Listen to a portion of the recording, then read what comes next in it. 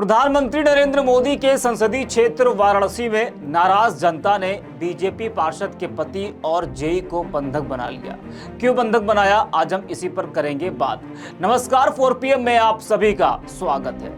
PM Modi का कहना है कि वाराणसी भाजपा शासन के पिछले 10 वर्षों के दौरान काशी तेजी से बदल गई और विकास की गंगा ने काशी को पोषित किया है। वह उनका यह भी कहना है कि काशी के विकास को दुनिया मॉडल के रूप में देख रही है। बिल्कुल देख रही है, लेकिन कैसे, वो आपको हम बताते हैं और दिखाते हैं। जरा इस तस्वीर को देखिए आप और गौर से देखिएगा।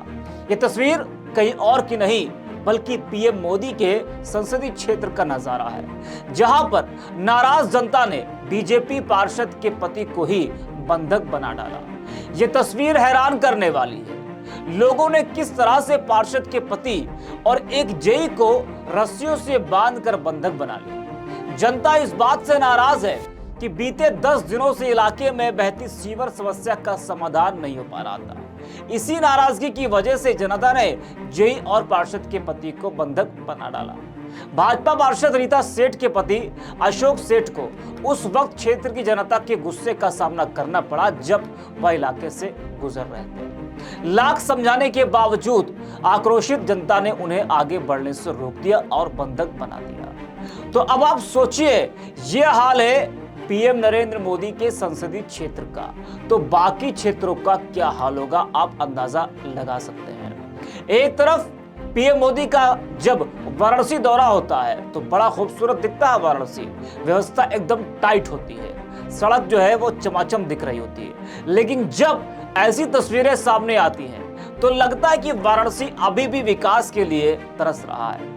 कहा जाता है कि वाराणसी में 2014 के बाद से विकास की बयार बहना शुरू हुई। बनारस की सड़कें, हाईवे, इमारतें, पार्क और न जाने बहुत कुछ बदल गया। लेकिन जब बदल गया है तो आज जनता को पार्षद के पति और जेई को क्यों बंधक बनाना पड़ा और 10 दिनों से समस्या का समाधान क्यों नहीं हो पा रहा था।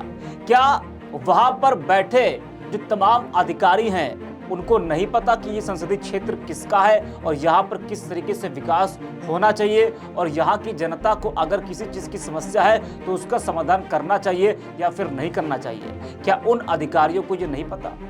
ढंग से अगर विकास हो रहा होता तो शायद आज जनता को ये ना करना पड़ता। वह इस पूरे मामले को लेकर अब जमकर राजनीति भी होने लगी है। विपक्ष सरकार पर जमकर हमलावर है। जाहिर सी बात है, मोदी जी के संसदीय क्षेत्र का मामला है तो अब तो विपक्ष को मौका ही मिल गया नरेंद्र मोदी पर, बीजेपी पर हमला बोलने का।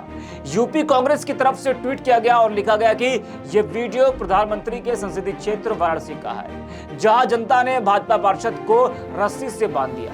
जनता का कहना है कि सीवर का पानी सड़क पर बह रहा था। कई बार शिकायत करने पर भी कोई जिम्मेदार सुनने को तैयार नहीं था।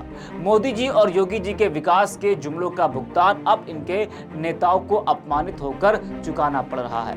वही सोशल मीडिया पर भी घमासान मचा हुआ है।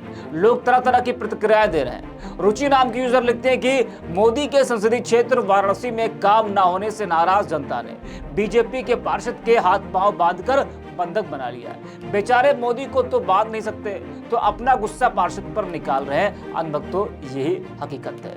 लेकिन हमारे देश के प्रधानमंत्री हैं तो ऐसे लफ्जों का इस्तेमाल करना किसी के लिए भी सही नहीं है। देश के प्रधानमंत्री का सम्मान सबको करना चाहिए।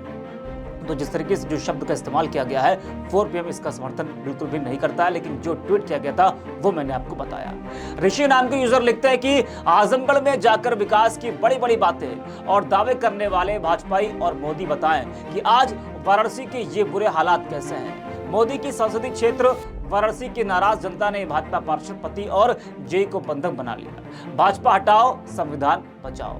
राजेश नाम के यूजर लिखते हैं कि प्रधानमंत्री नरेंद्र मोदी के संसदीय क्षेत्र वाराणसी में विकास की गंगा इतनी ज्यादा बह गई है कि सीवर का पानी सड़क पर आ जाने से परेशान नाराज जनता ने भाजपा पार्षद रीता सेठ के पति अशोक सेठ और जेई के वर्मा को लोगों ने बंधक बना लिया। यह भी इतिहास में पहली बार हुआ होगा। हरिलाल यादव नाम के यूजर लिखते हैं कि मोदी का बनारस पार्षद पति और जेई को बंधक बनाया, बंधक बीच सड़क पर बैठाया। नाराज लोग बोले 8 दिन से घुटनों तक सड़क पर बह रहा नाले का पानी, बच्चे हो रहे बीमार।